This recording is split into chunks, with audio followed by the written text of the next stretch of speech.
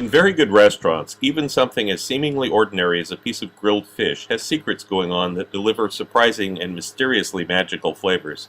Customers generally chalk this up to the fine quality of the ingredients that the restaurant purchases or the skill of a great head chef. In reality, the quality of the ingredients are usually second-rate to maximize profits, and the actual cook making your food has only rudimentary skills. The head chef is usually too busy with other things to spend time on individual orders. The real secrets are the methods used that are almost never shown in cookbooks or on television. This is an example: salmon marinated in salmon. Who would have thought? Although it's not quite that simple, as you'll see. Begin by gathering your key ingredients here. We got mustard seeds, grated 15 grams of ginger, some fresh thyme. You can use dried thyme for this, it'll be just fine. I just happen to have some extra sprigs of fresh laying around. 4 garlic cloves, the tomato, the green onion, and salmon scraps. Now as you're cutting up your salmon and trimming it, you usually end up with little bits and pieces. Maybe you didn't fillet it quite cleanly enough. You can scrape the skin, get some more salmon off. This is a way to use up your little odds and ends and actually make use of the salmon instead of just tossing the bits and pieces or feeding them to the cat. So you want somewhere between 60 and 90 grams of scraps. I got about 75 grams here. And the pan starts to get hot. I'm going to add vegetable oil. You can use regular oil. Peanut oil is actually preferable if you have it. And put the mustard seeds in. And wait until these start to pop before we continue. After just a minute or so, they start to pop, kind of like popcorn. I'm going to add the garlic and the ginger to this. Cook this for just a couple minutes. Also notice I didn't cut the garlic up into really small pieces. It's still just coarsely sliced. I'm going to cook this. I'm going to turn the heat to it's about 5 on 1 to 10 now. I lowered it since the mustard seeds started popping. And we're just going to cook these for like 30-45 seconds, something like that, just until it's fragrant.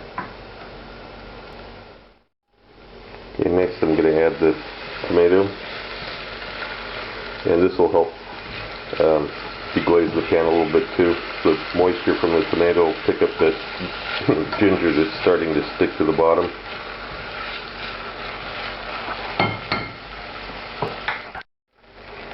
And after about 3 minutes, tomato is starting to break down. It's starting to look a little golden and toasty. That's fine. It's not that precise of a science here. Now I'm going to add the salmon in, just to get a little bit of color on this. And once you've got some coloration on the salmon on all the sides, now you can add the thyme, water, and green onion. And we're going to keep this at a low simmer, just kind of poach the salmon. It's a bit like making fish stock, actually. And in fact, that's basically what the salmon is in here to do, is we're making salmon fish stock of a sort.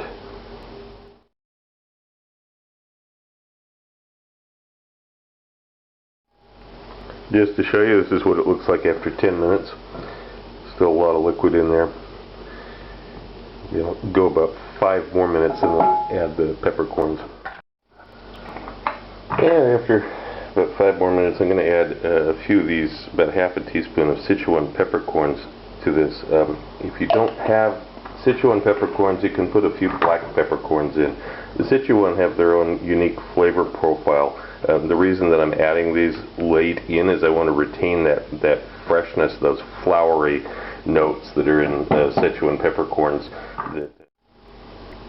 After another few minutes, this is the stage that you want to end up with. It's not completely dry. Don't take it all the way to dry. But when you pull it back, liquid should seep in, kind of like this. Now we're going to pass it to a food mill. I've equipped the food mill with the medium fine disc. It's not the one you would use for making a gnocchi. That would be the coarse disc. But this is, and also not the very finest, because it won't get anything through it. the importance of a food mill here is that you are able to get flavors extracted, pressed through it, that you will not be able to get any other way. If your alternative to this is to grind this mixture up in a blender or food processor and then try to force it through a regular sieve, which you can do, but the results will not be the same at all. So we begin. This way you're squeezing the salmon, you're compressing it. You're not grinding it up and ripping it to shreds. You're just squeezing it like it was a sponge. After you've gone around this a few times, you wipe off the bottom. This is what you end up with. So you've got kind of this puree almost of salmon meat with broth.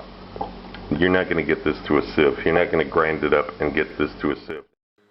These little tiny bits of salmon that you got out of the food mill are what stick to the salmon, and when you're cooking it at a high temperature, they caramelize and they turn into these little tasty nuggets that there's no other way to duplicate without a food mill.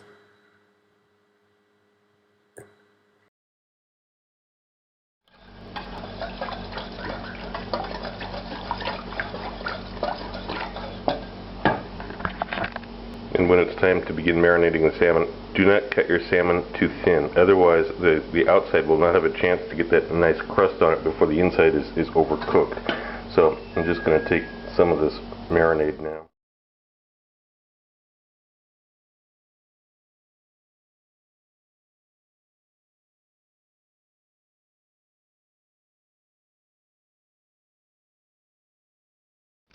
Also look for my cocktail book, Cocktails of the South Pacific and Beyond, Advanced Mixology, available through Amazon online.